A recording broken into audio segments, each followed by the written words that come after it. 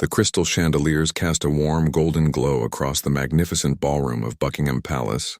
Catherine stood near the tall windows, watching as hundreds of guests filled the space with animated conversations and gentle laughter. Tonight was special. President Emmanuel Macron and his wife Brigitte were visiting London for an important state dinner, and the entire royal family was expected to be at their absolute best. Catherine smoothed down her elegant navy blue gown, feeling the weight of the sapphire necklace that had belonged to Princess Diana. She had worn it specifically for this occasion, knowing how much it would mean to William and to the memory they all cherished. The dress fit perfectly, tailored by the palace's most trusted designers, and she felt confident yet humble as she prepared to greet the distinguished guests. King Charles moved gracefully through the crowd, stopping to speak with various diplomats and dignitaries. Catherine watched him with admiration. Even at his age, he commanded respect and attention wherever he went. His years of preparation for this role were evident in every gesture, every conversation, every diplomatic smile. She had learned so much from observing him over the years, understanding that being royal meant serving others before yourself. William appeared at her side, looking handsome in his formal military dress uniform. His medals caught the light as he moved, and Catherine felt a familiar surge of pride seeing her husband in his ceremonial attire. They had been married for over a decade now, and she still felt butterflies when she saw him in moments like these. He placed a gentle hand on her lower back, a small gesture of support that meant everything to her. "You look absolutely radiant tonight," William whispered close to her ear, his breath warm against her skin. "Father has been asking about you. I think he has something important to discuss after the main dinner." Catherine felt a flutter of curiosity mixed with slight nervousness. King Charles had been increasingly involving her in important royal duties since his coronation, but tonight felt different. There was something in William's expression, a hint of excitement mixed with pride, that suggested this evening would be more significant than a typical state dinner. The French delegation arrived with all the pomp and ceremony expected for such occasions. President Macron looked distinguished in his formal evening wear, while Brigitte Macron wore a stunning cream-colored gown that spoke of Parisian elegance. Catherine had met them several times before during various royal visits, and had always found them to be warm. Intelligent people who genuinely cared about strengthening the relationship between Britain and France. As the receiving line formed, Catherine took her place beside William, knowing that every handshake, every smile, every brief conversation would be scrutinized by the media and remembered by the guests. She had perfected the art of making each person feel genuinely welcomed, while maintaining the dignity expected of her position. It was a delicate balance that had taken years to master. President Macron approached with a warm smile, taking Catherine's hand in both of his. "Your Royal Highness, you look magnificent this evening. Brigitte and I were just discussing how fortunate Britain is to have someone of your grace representing the younger generation of the royal family." Catherine felt herself blush slightly at the compliment. "Thank you so much, Mr. President. We're truly honored to have you and Madame Macron here tonight. I hope you'll enjoy the evening we've planned." As the formal greetings continued, Catherine noticed King Charles observing her interactions carefully. There was something in his gaze, approval certainly, but also what seemed like anticipation. She had grown skilled at reading the subtle expressions of the royal family, and tonight King Charles seemed to be evaluating her performance with particular attention. The dinner bell chimed softly, and the guests began moving toward the grand dining room. Catherine walked alongside Brigitte Macron, engaging in pleasant conversation about their shared interests in early childhood development and mental health awareness. These were causes close to Catherine's heart, and she found herself genuinely enjoying the discussion about various initiatives they had both supported. The dining room had been transformed into a masterpiece of formal elegance. The long mahogany table gleamed under the soft lighting, set with the finest china, crystal, and silverware the palace possessed. Fresh flowers from the palace gardens created stunning centerpieces, their fragrance mixing with the aroma of the exquisite meal being prepared by the royal chefs. Catherine found herself seated strategically between a French ambassador and a British diplomat, a position that would allow her to facilitate important conversations throughout the evening. She had learned that these dinners were about much more than food. They were opportunities to strengthen relationships, discuss important issues, and lay groundwork for future cooperation between nations. As the first course was served, Catherine noticed King Charles raising his glass for the traditional toast. The room fell silent as everyone stood, their glasses gleaming in the candlelight. His voice carried clearly across the room as he spoke about friendship between nations, shared values, and the importance of continuing the strong bonds between Britain and France. After the toast, conversations resumed around the table, but Catherine couldn't shake the feeling that something significant was building toward the end of the evening. King Charles kept glancing in her direction, and she noticed him having quiet conversations with several senior advisors throughout the meal. William seemed unusually attentive to his father's movements as well, confirming Catherine's suspicion that something important was planned. The evening progressed beautifully, with each course more delicious than the last. Catherine found herself genuinely enjoying the conversations, discussing everything from climate change initiatives to cultural exchange programs.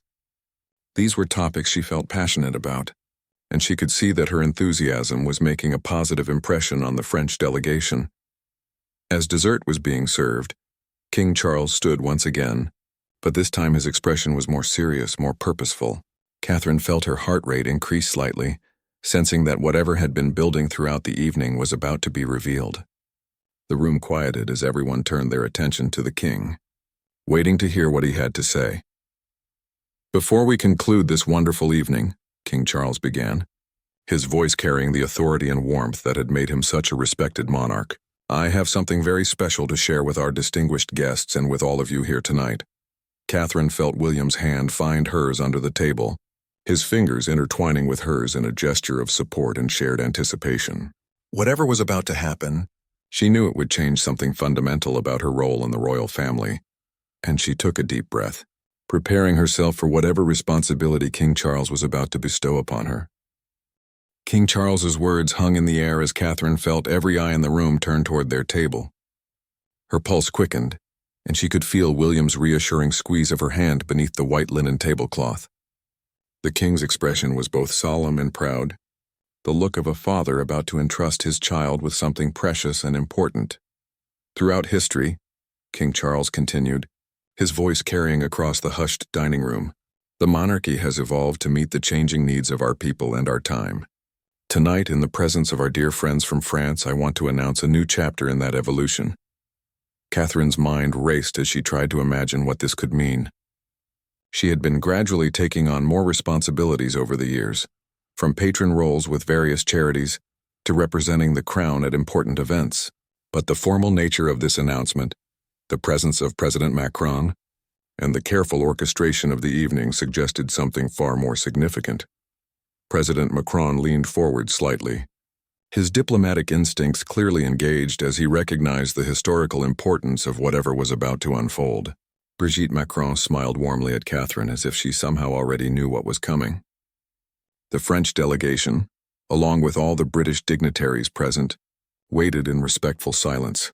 "Catherine," King Charles said, turning his full attention to her, "for over 12 years, you have served this family and this nation with extraordinary grace, dedication, and wisdom. You have shown yourself to be not just a devoted wife and mother, but a true servant of the people. Your work with mental health awareness, early childhood development, and supporting military families has touched countless lives."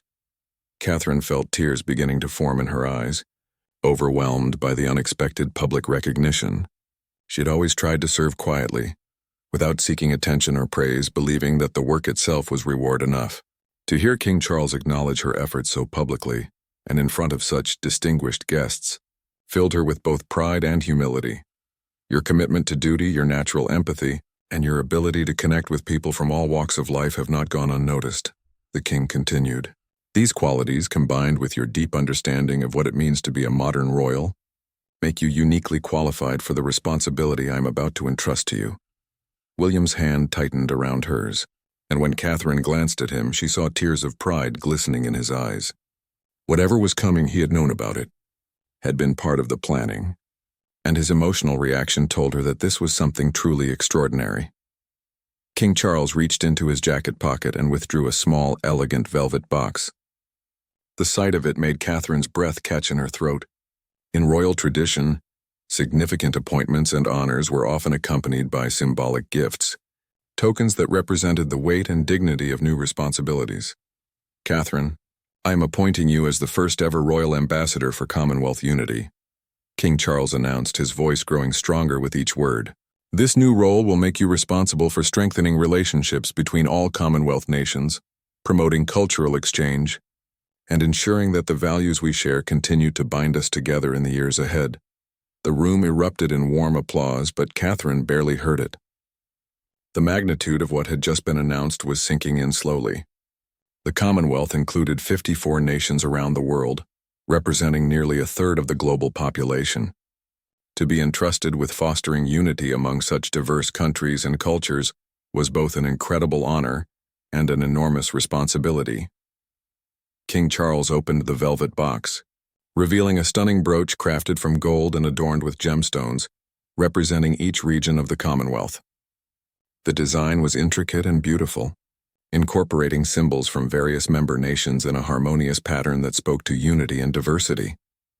This brooch, King Charles explained as he stood and moved toward Catherine, was specially commissioned to represent your new role.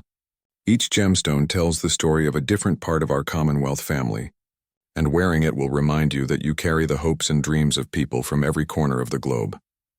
Catherine stood on slightly trembling legs, still processing the enormity of what was happening. As King Charles approached, she could see the emotion in his eyes, pride certainly, but also a deep trust and confidence in her ability to fulfill this unprecedented role. Your first official duty, King Charles said, as he carefully pinned the brooch to Catherine's gown, will be to accompany me on a Commonwealth tour next month. We will visit 8 nations in 3 weeks, and you will begin building the relationships that will define this new position. The weight of the brooch against her dress felt symbolic of the responsibility now resting on her shoulders. Catherine looked out at the faces surrounding her. President Macron was smiling with genuine warmth, clearly understanding the significance of this moment for both Britain and the international community. The British officials present looked proud and approving, while the palace staff who had worked with Catherine over the years beamed with satisfaction at seeing her recognized in such a meaningful way. Thank you, Your Majesty, Catherine finally managed to say, her voice slightly thick with emotion. I am deeply honored by your trust and confidence. I promise to serve the Commonwealth and its people with the same dedication I have tried to bring to all my royal duties. As she spoke, Catherine felt a profound shift within herself. This wasn't just about taking on new responsibilities. It was about stepping into a role that would define the next phase of her life as a royal. She would be traveling the world, meeting with heads of government, addressing issues that affected millions of people, and helping to shape the future of international cooperation. President Macron rose from his seat and began to applaud, followed immediately by everyone else in the room. The standing ovation continued for several minutes, and Catherine felt overwhelmed by the support and enthusiasm surrounding her. When she looked at William, she saw him wiping away tears of pride, and she knew that this moment would be one they would remember for the rest of their lives. As the applause finally died down and guests began to resume their seats, King Charles placed a gentle hand on Catherine's shoulder. The Commonwealth has been waiting for someone like you, he said quietly so only she could hear. Someone who understands both tradition and progress, someone who can speak to the hearts of people while also addressing their practical needs. I have complete faith that you will exceed even my highest expectations. Catherine nodded, feeling the weight of his words and the trust they represented. As she sat back down, the brooch catching the candlelight, she began to imagine the journey ahead, the countries she would visit, the people she would meet, the challenges she would face, and the opportunities she would have to make a real difference in the world. The weeks following the announcement passed in a whirlwind of preparation and planning. Catherine found herself immersed in briefing documents about Commonwealth nations, their histories, current challenges, and cultural nuances. Her private study at Kensington Palace had been transformed into a command center, with maps covering the walls and stacks of reports detailing everything from economic development projects to social initiatives across the 54 member countries. Each morning began with meetings with foreign affairs experts, Commonwealth specialists, and cultural advisors who helped her understand the delicate balance required for her new role. Catherine discovered that being royal ambassador for Commonwealth unity meant much more than ceremonial visits and photo opportunities. She would be expected to facilitate real discussions about trade, climate change, education, and human rights issues that affected billions of people. The children had taken the news with typical childhood adaptability. George, now old enough to understand the significance, had peppered her with questions about which countries she would visit and whether she might meet any famous leaders. Charlotte had been fascinated by the beautiful brooch and wanted to know if she could have one too when she grew up. Louis, still young, was mainly interested in whether there would be airplanes involved and if he could come along sometimes.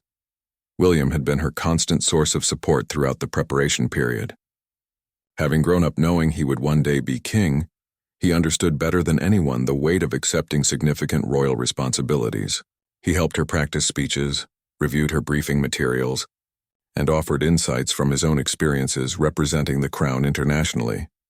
The most important thing to remember, William told her one evening as they walked through their private gardens, is that people can sense authenticity. You don't need to be perfect or know everything. What matters is that you genuinely care about making their lives better. Catherine treasured these quiet moments with her family, knowing that once the Commonwealth tour began, their time together would become even more precious and limited. She had always tried to balance her royal duties with being present for her children, but this new role would require longer periods away from home and more intensive travel schedules. The palace communication team worked tirelessly to coordinate with governments across the Commonwealth, planning itineraries that would maximize Catherine's impact while respecting local customs and protocols. Each country had specific issues they wanted to address, causes they hoped she would highlight, and communities they were eager for her to meet. 3 days before departure, Catherine received an unexpected visitor. Queen Camilla arrived at Kensington Palace with a small wrapped package and a knowing smile. They sat together in Catherine's study, surrounded by the organized chaos of travel preparations and briefing documents. "I wanted to give you something before you embark on this incredible journey," Camilla said, offering the package. "Charles and I have been so proud watching you grow into this role, and we wanted you to have something meaningful to carry with you." Inside the package was a leather-bound journal with Catherine's initials embossed in gold on the cover.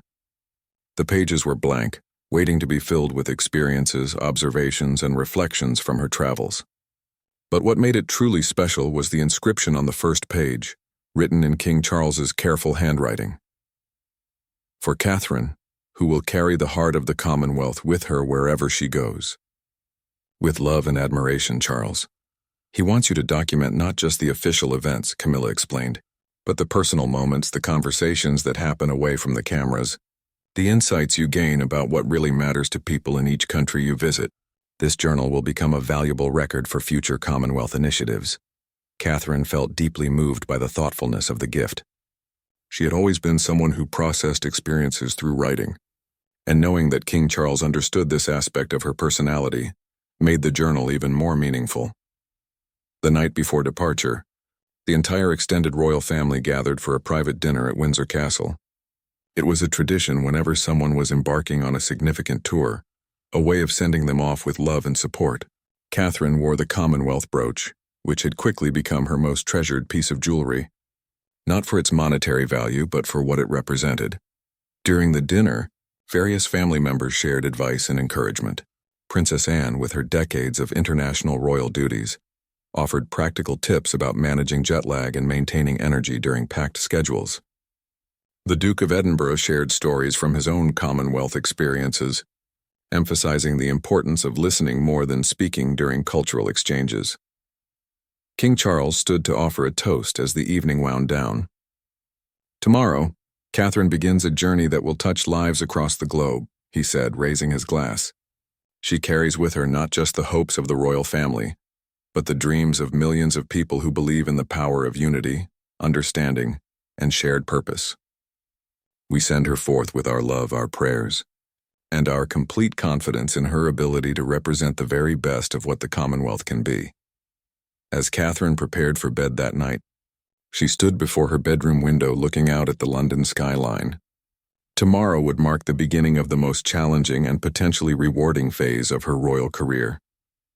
She thought about the communities she would visit, the leaders she would meet, and the responsibility she carried to make meaningful connections that could improve people's lives. William found her there, still wearing the Commonwealth brooch over her nightgown, lost in thought about the journey ahead. He wrapped his arms around her from behind, and they stood together in comfortable silence, both understanding that this tour would change not just Catherine's role within the royal family, but potentially the future of Commonwealth relations. "Are you nervous?" William asked softly. Catherine considered the question carefully. "Yes," she admitted, "but it's the good kind of nervous. The kind that means something important is about to happen, something that could make a real difference in the world." The following morning arrived with typical London weather, gray skies and a light drizzle that seemed fitting for a departure day. Catherine dressed carefully in a navy blue travel suit, with the Commonwealth brooch prominently displayed, knowing that every image from this tour would be scrutinized and remembered. As her car pulled away from Kensington Palace, heading toward the airport where the royal plane waited, Catherine felt a mixture of excitement and determination. She was no longer just the Duchess of Cambridge supporting her husband's future reign. She was now Catherine, Royal Ambassador for Commonwealth Unity, carrying the hopes and dreams of nations across the globe, ready to begin the most important work of her life. The royal aircraft descended through wispy clouds toward Kingston, Jamaica, Catherine's first stop on the Commonwealth tour. Through the small window, she could see the Caribbean island stretching out below, its lush green mountains contrasting beautifully with the turquoise waters surrounding the coastline. This was her first official visit to Jamaica as royal ambassador, and she felt the weight of expectation mixed with genuine excitement about the work ahead. King Charles sat across from her in the aircraft's comfortable cabin, reviewing final details about their schedule. Over the past hours of flight, he had shared stories about his own visits to Jamaica over the decades, helping Catherine understand the complex history and current challenges facing the island nation. She had filled several pages of her new journal with notes about everything from climate change impacts to youth employment initiatives. "Remember," King Charles said as they prepared for landing, "the people of Jamaica have a deep pride in their culture and independence. Our role is to listen, learn, and find ways to support their aspirations, not to impose our own ideas about what they need." Catherine nodded, understanding that this tour would require delicate diplomacy, combined with genuine human connection. Each Commonwealth nation had its own relationship with Britain, its own historical experiences, and its own vision for the future. Her job was to strengthen those relationships while respecting each country's sovereignty and unique identity. The aircraft touched down smoothly at Norman Manley International Airport, where a small but enthusiastic crowd had gathered despite the early morning hour. Catherine could see colorful flags waving and hear the distant sound of music, even through the aircraft windows. The warmth of Jamaican hospitality was already evident before she had even stepped off the plane. As Catherine and King Charles descended the aircraft steps together, the tropical heat embraced them like a warm blanket. The air was filled with the sense of ocean salt and blooming flowers, immediately transporting Catherine to a world very different from the gray London morning they had left behind. A delegation of Jamaican officials waited on the tarmac, their faces bright with welcoming smiles.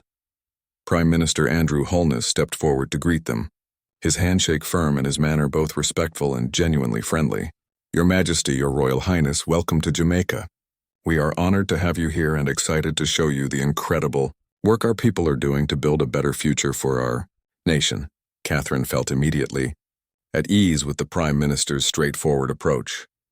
During their brief conversations in London, she had been impressed by his vision for Jamaica's development and his commitment to addressing challenges like youth unemployment and climate resilience. This visit would allow her to see firsthand how Commonwealth partnerships could support those goals. The motorcade journey to their first official engagement took them through vibrant neighborhoods, where people had lined the streets to wave and cheer. Catherine was struck by the energy and enthusiasm of the crowds, particularly the young people who held up signs welcoming her to their country. Children in school uniforms had been given time away from classes to witness this historic visit, and their excitement was infectious. Their first stop was a community center in Spanish Town that had been supported through Commonwealth development funds.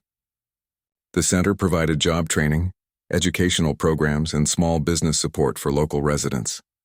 Catherine had studied the project extensively during her preparation, but seeing it in person gave her a much deeper understanding of its impact. As they toured the facility, Catherine met with program participants who shared their stories with remarkable openness and pride. A young woman named Shanice explained how the center's computer training program had helped her start a digital marketing business that now employed 3 other people from her neighborhood. An older man named Marcus described how the small business loan program had allowed him to expand his carpentry workshop and train apprentices. Before this center opened, Shanice told Catherine as they sat together in the computer training room, many of us felt like we had talent and dreams but no way to turn them into reality. Now we have not just the skills but the confidence to believe we can succeed. Catherine found herself genuinely moved by these conversations. This was exactly the kind of meaningful impact she had hoped to see from Commonwealth initiatives, programs that didn't just provide temporary help, but actually empowered people to transform their own lives and communities. During lunch at the center, prepared by local volunteers using traditional Jamaican recipes, Catherine had the opportunity to speak more informally with community leaders about their challenges and aspirations. She learned about the ongoing effects of climate change on the island, from more intense hurricanes to rising sea levels that threatened coastal communities. She heard about the brain drain problem, where many talented young Jamaicans felt they had to leave the island to find good opportunities. What we need, explained Dr. Patricia Wright, a local educator who had become a community advocate, is not just financial support, but partnerships that help us build our own capacity to solve these problems. We have brilliant people here, innovative ideas, and strong communities. We just need the right kinds of connections and resources. Catherine took detailed notes in her journal, already beginning to envision how her role as Commonwealth ambassador could help facilitate exactly these kinds of partnerships.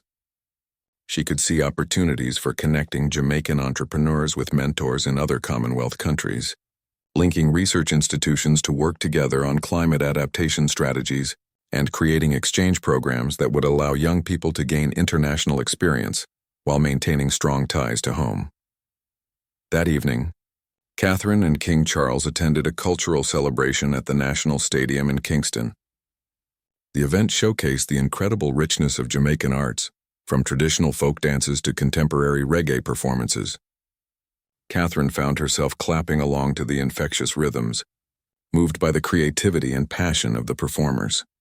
During a brief break in the performances, she was invited on stage to address the crowd, standing before thousands of Jamaicans with the Commonwealth brooch catching the stage lights.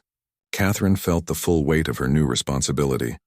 "Thank you for welcoming me to your beautiful country with such warmth and generosity," she began, her voice carrying clearly across the stadium. "Over the past day, I have been inspired by your strength, your creativity, and your vision for the future. As Royal Ambassador for Commonwealth Unity, my job is to learn from communities like yours and find ways to share that wisdom across our family of nations." The crowd responded with enthusiastic applause, and Catherine felt a deep connection forming, not just between herself and Jamaica, but between Jamaica and the broader Commonwealth community she was working to strengthen. Later that night, as she sat in her hotel room overlooking Kingston Harbor, Catherine wrote extensively in her journal about the day's experiences. She reflected on the conversations that had moved her most, the ideas that had sparked her imagination, and the responsibility she felt to translate these experiences into meaningful action. Day 1 has shown me that being Commonwealth ambassador is not about representing Britain to other countries, she wrote. It's about helping each nation see itself as part of a larger family, where every member has something valuable to contribute and something important to learn from others. As she prepared for sleep, Catherine felt both exhausted and energized. Tomorrow would bring new communities to visit, new stories to hear, and new opportunities to understand how the Commonwealth could better serve its people. She was beginning to realize that this tour would not just change how others saw her role, but how she understood her own purpose as a member of the royal family.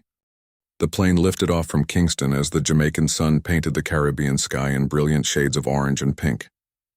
Catherine pressed her face to the window, watching the island shrink below them, her heart heavy with the knowledge that she was leaving behind new friends and connections that had already begun to feel meaningful. The 3 days in Jamaica had exceeded all her expectations, but now it was time to continue the journey to their next destination, New Zealand. During the long flight across the Pacific, Catherine spent hours reviewing her notes from Jamaica and preparing for the completely different challenges that awaited her in New Zealand. While Jamaica faced issues related to economic development and climate vulnerability, New Zealand was grappling with questions about cultural identity, indigenous rights, and its place in the modern world as a progressive Commonwealth nation. King Charles had decided to return to London after Jamaica, leaving Catherine to continue the tour independently.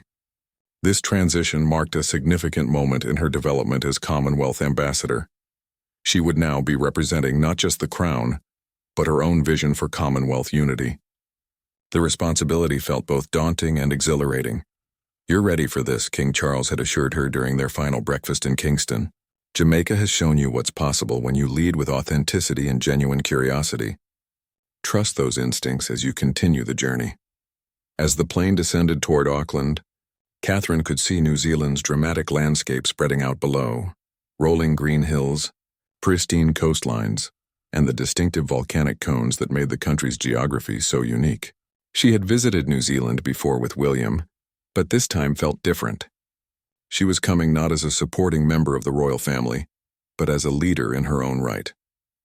Prime Minister Jacinda Ardern met Catherine at the airport with characteristic warmth and directness. Catherine had long admired Ardern's leadership style, particularly her approach to combining compassion with decisive action during challenging times. She was eager to learn more about how New Zealand's progressive policies might serve as models for other Commonwealth nations. "Catherine, welcome back to Aotearoa, New Zealand," Ardern said, using the country's Maori name. "We're excited to show you some of the innovative work happening here, particularly around mental health and environmental sustainability. I think you'll find some interesting parallels with your own advocacy work." Their first engagement was at a marae, Maori meeting ground, in Rotorua, where Catherine would participate in a traditional pauhiri, welcome ceremony. She had studied Maori protocols extensively during her flight preparation, understanding that this cultural exchange would be one of the most significant moments of her New Zealand visit. As Catherine approached the marae alongside her hosts, she felt a profound sense of respect for the ancient traditions being shared with her. The haunting sound of the karanga, ceremonial call, echoed across the grounds as Maori women welcomed the visitors. Catherine followed protocol carefully, removing her shoes before entering the wernui, meeting house, and waiting respectfully for permission to proceed.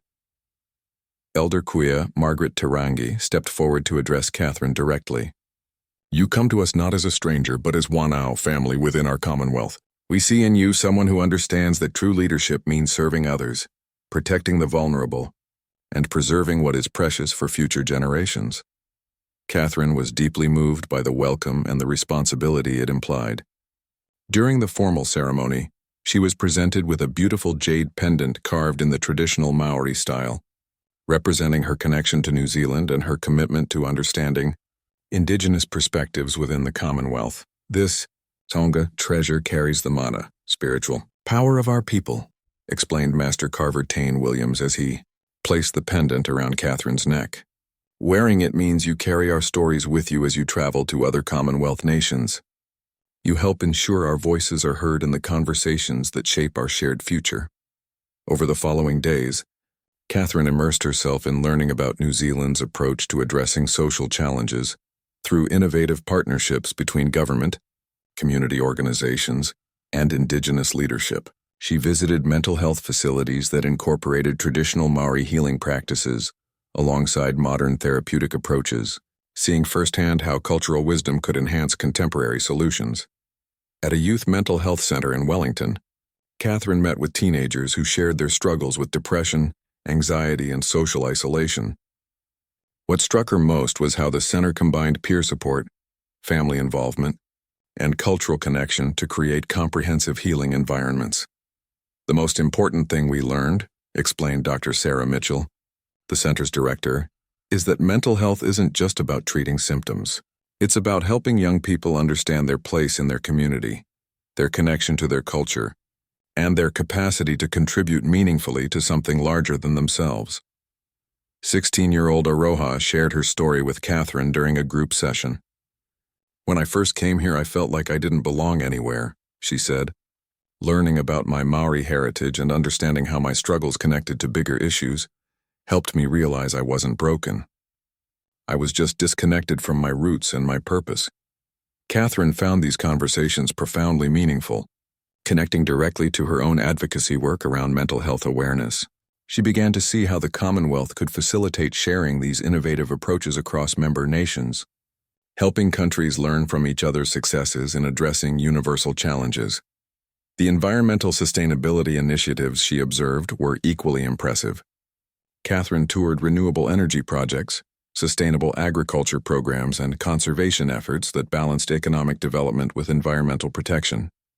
New Zealand's commitment to becoming carbon neutral by 2050 required exactly the kind of integrated thinking she believed the Commonwealth could help spread to other member nations. During a visit to a sustainable farming cooperative in Canterbury, Catherine met with farmers who had transformed their operations to work with natural ecosystems rather than against them. The results were remarkable: increased biodiversity, improved soil health, higher long-term productivity, and reduced environmental impact. The old way of thinking was that we had to choose between prosperity and protecting the environment, explained farmer David Chen, whose family had worked the land for 3 generations. What we've learned is that taking care of the environment is actually the best way to ensure long-term prosperity. It just requires thinking beyond short-term profits. Catherine spent an entire afternoon working alongside the farmers, getting her hands dirty in the soil and learning about regenerative agriculture practices. These hands-on experiences were some of her most valuable, helping her understand challenges and solutions at a practical level that would inform her future advocacy work. On her final evening in New Zealand, Catherine attended a reception at Government House in Auckland, where she had the opportunity to meet with leaders from various sectors: business, education, arts, environmental advocacy, and community development. The conversations were wide-ranging and stimulating, covering everything from trade relationships to cultural exchange programs. What strikes me most about New Zealand, Catherine told the assembled guests during her remarks, is how you've managed to honor your past while boldly embracing the future. Your integration of indigenous wisdom with modern innovation offers a model that other Commonwealth nations could adapt to their own contexts. As Catherine boarded the plane for her next destination, she felt she was beginning to understand the true potential of her role as Commonwealth ambassador. It wasn't just about maintaining relationships between countries. It was about facilitating the sharing of wisdom, innovations, and approaches that could help all member nations address their challenges more effectively. In her journal that night, she wrote, "Each Commonwealth nation has developed unique solutions to universal human challenges.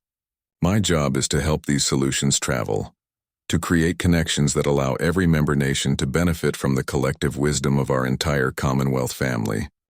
The aircraft touched down in Delhi as the Indian sun blazed overhead, its intense heat immediately noticeable even through the airport's air conditioning.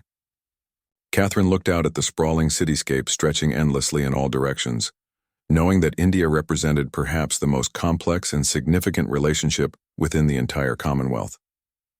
With over 1.4 billion people, India was not just a member nation but the demographic heart of the Commonwealth, and this visit would be crucial for establishing her credibility as ambassador. Prime Minister Modi greeted Catherine with traditional folded hands and a warm smile that immediately put her at ease. She had studied extensively about Indian culture and protocol, but she knew that no amount of preparation could fully ready her for the incredible diversity and energy of the subcontinent. "Your Royal Highness, welcome to Bharat," the Prime Minister said, using India's traditional name. "We are honored to have you here, and we are excited to show you how India is working to address the challenges of the 21st century while honoring our ancient wisdom and traditions." Catherine felt the weight of history in this moment. India's relationship with Britain was complicated, marked by centuries of colonial rule followed by independence and a gradual rebuilding of connections based on mutual respect and shared interests. Her role as Commonwealth ambassador required navigating this delicate history while focusing on future possibilities. Their first stop was unexpected but deeply meaningful: a visit to Gandhi Smriti, the place where Mahatma Gandhi spent his final days. Walking through the simple rooms where Gandhi had lived and worked, Catherine felt the presence of a man whose philosophy of nonviolent resistance had influenced civil rights movements around the world, including those in other Commonwealth nations. Bapu taught us that true strength comes from serving others, particularly those who have the least, explained Dr. Rajesh Kumar, the museum's director. His vision of India was always connected to his vision for humanity. He believed that India's independence should contribute to the freedom and dignity of all people, everywhere. Catherine spent a long time in Gandhi's simple bedroom, looking at the few possessions he had owned and thinking about how his ideas about service and sacrifice continued to influence her own understanding of royal duty. She made extensive notes in her journal about how Gandhi's philosophy might inform modern Commonwealth approaches to addressing inequality and promoting peace. From Delhi, Catherine traveled to Mumbai to visit some of India's most innovative social enterprises. The contrast between Delhi's political atmosphere and Mumbai's commercial energy was striking, and Catherine found herself energized by the entrepreneurial spirit she encountered everywhere. At a social enterprise incubator in Dharavi, one of Asia's largest slums, Catherine met with young entrepreneurs who were creating businesses that addressed local challenges while generating sustainable employment. The creativity and determination she witnessed were extraordinary. From waste recycling operations that cleaned the environment while providing income, to educational technology companies that made quality learning accessible to children from low-income families. 25-year-old Priya Sharma showed Catherine through her small factory, where local women created beautiful textiles using traditional techniques, but with modern designs that appealed to international markets.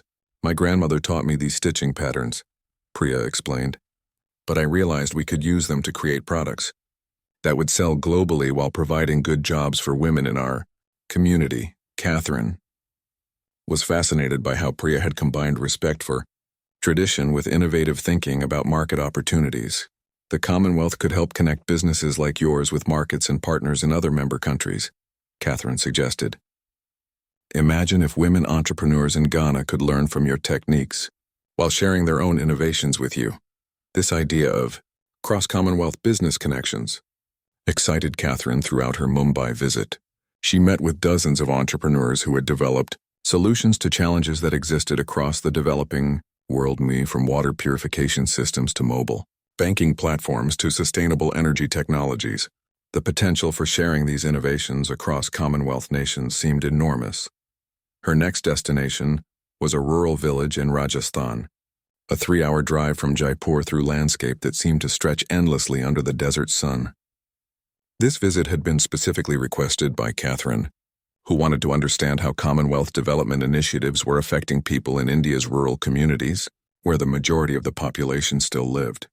The village of Kempur had been selected because of its success in implementing water conservation and women's empowerment programs supported through Commonwealth development funds.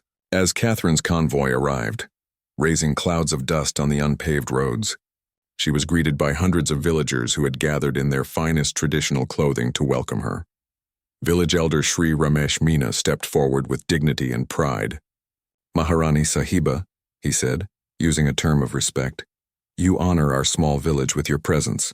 We want to show you how your people's support has helped our community transform itself." Catherine was deeply moved by the formality and sincerity of the welcome. She had been in many royal receiving lines, but this felt different. These were people whose lives had been directly affected by Commonwealth programs, and their gratitude was both humbling and inspiring. The water conservation project was remarkable in its simplicity and effectiveness. Traditional rainwater harvesting techniques had been revived and enhanced with modern engineering, creating a system that had made the village largely self-sufficient for water even during drought years. Women who had previously spent hours each day walking to distant wells now had clean water accessible within the village. Before this project, our daughters could not attend school regularly because they were needed to help fetch water, explained Sushila Devi, a village woman who had become a local leader. Now our girls are studying, some even going to university. Water gave us education, and education will give our children better futures. Catherine spent the afternoon working alongside village women in their kitchen garden project, where they were growing vegetables using drip irrigation systems that maximized water efficiency. Her hands got dirty planting seedlings, and she found herself laughing with the women as they taught her traditional farming techniques. That evening, Catherine sat with village families around a small fire, sharing a simple meal of fresh vegetables, flatbread, and tea. The conversation, translated by a local development worker, covered everything from their children's dreams to their concerns about climate change affecting traditional farming patterns. "What strikes me most," Catherine wrote in her journal later that night, "is how the simplest interventions can have the most profound effects. Clean water didn't just improve health, it freed up time that could be invested in education, which is transforming an entire generation's possibilities." On her final day in India, Catherine returned to Delhi for meetings with government officials and Commonwealth representatives. The discussions focused on how India's experiences with rural development, technology innovation, and women's empowerment could be shared with other Commonwealth nations facing similar challenges. "India has always believed that our prosperity is meaningless unless it contributes to global progress," explained External Affairs Minister Dr. Jai Shankar during their final meeting. "The Commonwealth provides a unique platform for sharing our experiences and learning from others who are addressing similar challenges in different contexts." Catherine found herself thinking about how different each of her Commonwealth visits had been, yet how similar the underlying themes were. Jamaica, New Zealand, and India were all working on ways to balance tradition with innovation, to address inequality while promoting economic growth, and to prepare their young people for a rapidly changing world. As her plane lifted off from Delhi, heading toward her next destinations in Africa, Catherine felt she was beginning to understand the true potential of Commonwealth unity.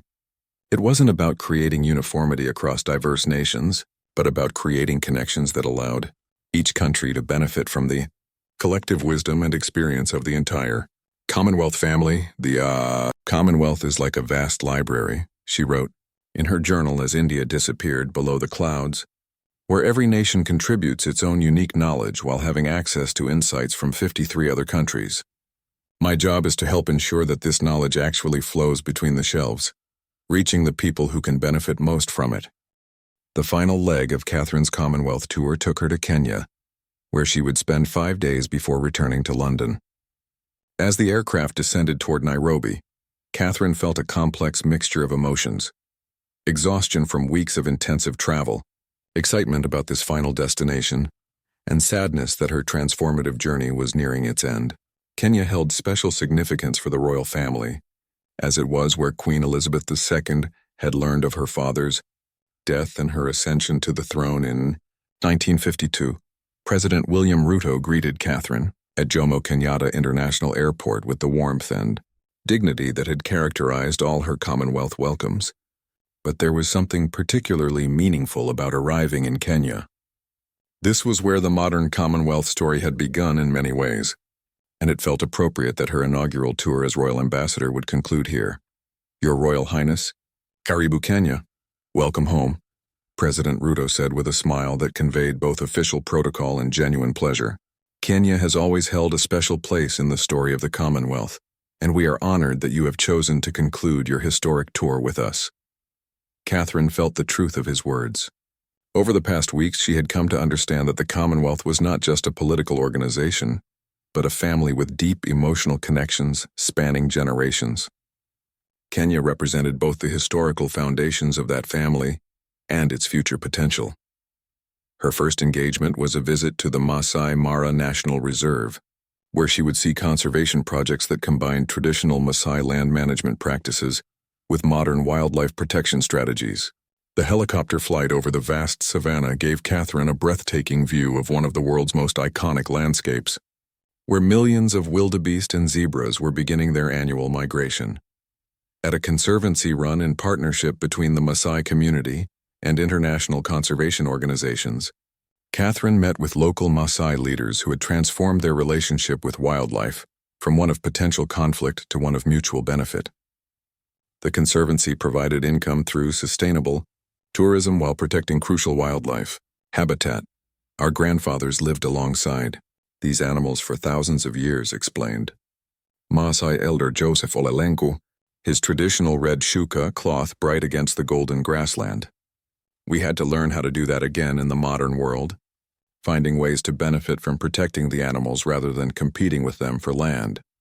Catherine spent the morning walking through the conservancy with Maasai guides, learning about traditional ecological knowledge that had sustained this ecosystem for millennia. She was particularly impressed by the way young Maasai people had been trained as wildlife guides and conservationists, creating career opportunities that kept them connected to their cultural heritage while participating in the global economy. This could be a model for other Commonwealth countries with similar challenges, Catherine noted in her journal that evening. Traditional knowledge combined with modern conservation science, creating economic opportunities that strengthen rather than weaken cultural connections. Her next day took her to Kibera, one of Nairobi's largest informal settlements, where she visited education and healthcare projects that had grown out of community initiatives with Commonwealth support. Walking through the narrow paths between densely packed homes, Catherine was struck by the energy and determination of the residents, who had created thriving communities despite challenging circumstances. Eti, a school that had been built and was operated entirely by community volunteers, Catherine met with teachers and students who shared their dreams and aspirations with remarkable openness. The school operated in shifts to accommodate as many children as possible, with classes running from early morning until evening in the small concrete buildings decorated with colorful murals painted by the students themselves. 12-year-old Grace Wanjiku stood up to address Catherine during her visit to a 6th grade class. "Your Royal Highness, I want to become a doctor so I can help people in my community who cannot afford to go to expensive hospitals. This school is teaching me that I can achieve anything if I work hard and believe in myself." Catherine felt tears forming in her eyes as she listened to Grace and the other students share their ambitions. These children, despite facing significant economic challenges, had the same dreams and determination she had seen in young people throughout her Commonwealth tour. Education was consistently the key that parents and communities prioritized, understanding its power to transform individual lives and entire communities. At a women's cooperative that created and sold beautiful beadwork and textiles, Catherine learned about microfinance programs that had enabled hundreds of women to start small businesses. The cooperative had grown from 5 women meeting under a tree to a thriving enterprise that employed over 200 women and sold products internationally. "We discovered that when you invest in women, you invest in entire families and communities," explained Marian Duta, who had helped found the cooperative 15 years earlier.